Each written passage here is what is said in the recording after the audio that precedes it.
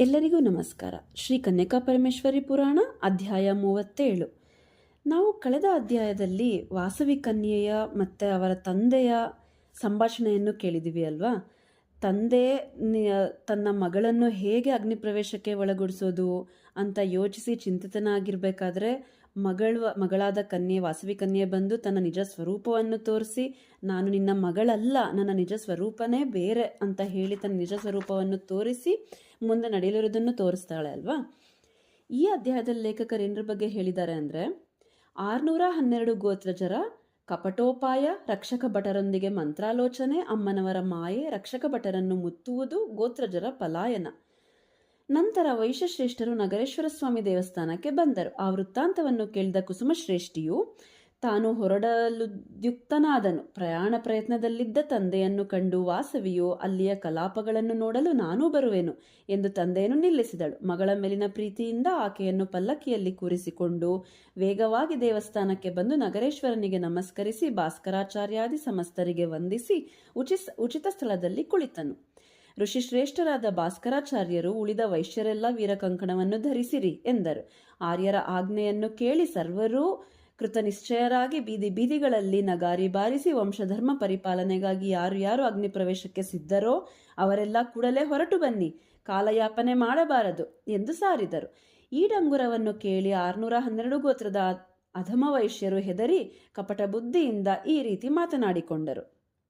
102 ಗೋತ್ರದವರು ಅಗ್ನಿಪ್ರವೇಶಿಸಿದ ಮೇಲೆ ಮಿಕ್ಕುಳಿದ ನಮ್ಮ ಮೇಲೆ ರಾಜನು ಸಿಟ್ಟಾಗಿ ಅಬಾಲವೃದ್ಧರಾದಿಯಾಗಿ ಸರ್ವರನ್ನು ಸಂಹರಿಸಬಹುದು. ಇಷ್ಟೆಲ್ಲ ಆಪತ್ತಿಗೆ ಆ ದುಷ್ಟಳಾದ ವಾಸವ ಕನ್ಯೆಯೇ ಕಾರಣ.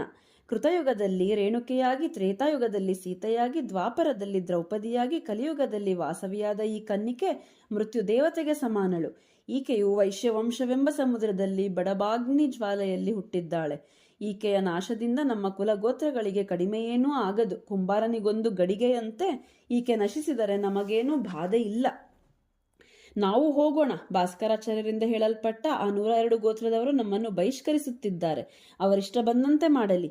ಕುಲಾಧಿಕ್ಯ ಸಂಬಂಧದಿಂದ ಉಂಟಾಗುವ ಶ್ರೇಯಸ್ಸೂ ಅಷ್ಟೇ, ನಷ್ಟವೂ ಅಷ್ಟೇ. ಅವರ ಸಂಬಂಧವಿಲ್ಲದಿದ್ದರೆ ನಮಗೇನು ನಷ್ಟವಿಲ್ಲ. ಈ ಪೆನುಗೊಂಡೆಗೆ, ನಗರೇಶ್ವರ ಸ್ವಾಮಿಗೆ, ಜನಾರ್ದನ ಸ್ವಾಮಿಗೆ, ಭಾಸ್ಕರಾಚಾರ್ಯರಿಗೆ, ಕುಲಕ್ಕೆ ಒಂದೊಂದು ನಮಸ್ಕಾರ ಮಾಡಿ ನಮ್ಮಿಷ್ಟ ಬಂದಂತೆ ಎಲ್ಲಿಗಾದರೂ ಹೋಗೋಣ. ದೇಶಾಂತರದಲ್ಲಿ ಬದುಕಿ ಬಾಳಬಹುದು, ಸತ್ತು ಸಾಧಿಸುವುದೇನಿದೆ? ಆಗ ಕೆಲವರು ಆಲೋಚಿಸಿ ಒಂದು ನಿರ್ಣಯಕ್ಕೆ ಬಂದು, ಅಯ್ಯ, ನಮಗೊಂದು ಉಪಾಯ ಹೊಳೆಯುತ್ತದೆ. ನಾವೀಗ ಈ 102 ಗೋತ್ರದವರ ಉದ್ಯಮವನ್ನು ರಾಜನಿಗೆ ತಿಳಿಸಿ ಪರಮ ಸಂತೋಷದಿಂದ ಈ ರಾಜ್ಯದಲ್ಲಿಯೇ ಉಳಿಯೋಣ ಎಂದರು. ಮತ್ತೆ ಕೆಲವರು ರಾಜನನ್ನು ಸೈನ್ಯದೊಡಗೂಡಿ ಕರೆದುಕೊಂಡು ಬಂದು 102 ಗೋತ್ರದವರ ಮಾರಣ ಹೋಮವನ್ನು ನಿಲ್ಲಿಸಿ ದುಷ್ಟಳಾದ ವಾಸವಿಯನ್ನು ರಾಜನಿಗೆ ಒಸಗಿ ರಾಜನ ಪ್ರೀತಿಗೆ ಪಾತ್ರರಾಗೋಣ. ಇದರಿಂದ ಎಲ್ಲರಿಗೂ ಒಳಿತಾಗುವುದು ಎಂದರು. ಹೀಗೆ ನಿಶ್ಚಯಿಸಿದ 612 ಗೋತ್ರದವರು ಸಕಲ ವಿಷಯವನ್ನು ರಾಜಭಟರಿಗೆ ತಿಳಿಸಿದರು. ರಾಜಭಟರು ಆ ಮಾತುಗಳನ್ನು ಕೇಳಿಯೂ ವಿಶ್ವಾಸಿಸದೆ 102 ಗೋತ್ರಗಳವರ ಉದ್ಯಮವನ್ನು ವಿವಾಹ ಸಂಭ್ರಮವೆಂದು ತಿಳಿದು ಆ 612 ಗೋತ್ರದವರು ಕಲ್ಯಾಣ ವಿರೋಧಿಗಳೆಂದು ತಿಳಿದು ರಾಜವಿವಾಹಕ್ಕೆ ಅಡ್ಡಿಗಾರರೆಂದು ನಿಶ್ಚಯಿಸಿ ಅವರನ್ನು ಕುರಿತು ಯಾರ್ಯಾರು ಕಲ್ಯಾಣ ಮಹೋತ್ಸವವನ್ನು ತಿರಸ್ಕರಿಸಿ ಇಲ್ಲಿ ಕ್ಷಣಕಾಲ ನಿಲ್ಲುವರೋ ಅವರೆಲ್ಲ ರಾಜದಂಡನೆಗೆ ಗುರಿಯಾಗುವರು, ಅವರ ಶಿರಸ್ಸುಗಳು ಛೇದಿಸಲ್ಪಡುವವು ಎಂದು ಎಚ್ಚರಿಸಿದರು.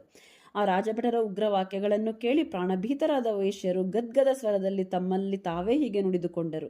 ಇಲ್ಲಿಯ ಸಭಾಸದರೆಲ್ಲ ದುಷ್ಟರು, ನಾವಿಲ್ಲಿ ಕ್ಷಣಕಾಲ ನಿಲ್ಲಬಾರದು, ನಾವೀಗಲೇ ಮನೆಗೆ ಹೋಗೋಣ ಎಂದು 200 ಗೋತ್ರಗಳವರು ಪ್ರಾಣರಕ್ಷಣೆಗಾಗಿ ಪಶ್ಚಿಮ ದಿಕ್ಕಿಗೆ ವೈಶ್ಯ ಸಂತತಿಗೆ ದೂರವಾಗಿ ಓಡಿ ಹೋದರು. 80 ಗೋತ್ರಗಳವರು ಪೂರ್ವ ದಿಕ್ಕನ್ನು ಹಿಡಿದು ಪೂರ್ವಿಗಳೆಂದು ಬಯಸಿಕೊಂಡು ಓಡಿ ಹೋದರು. 200 ಗೋತ್ರಗಳವರು ಗೋಪತಿ ಜ್ಞಾನವಿಲ್ಲದೆ ಗೋಪರೆಂದು ಬಯಸಿಕೊಂಡು ದಕ್ಷಿಣ ದಿಕ್ಕಿಗೆ ಓಡಿ ಹೋದರು.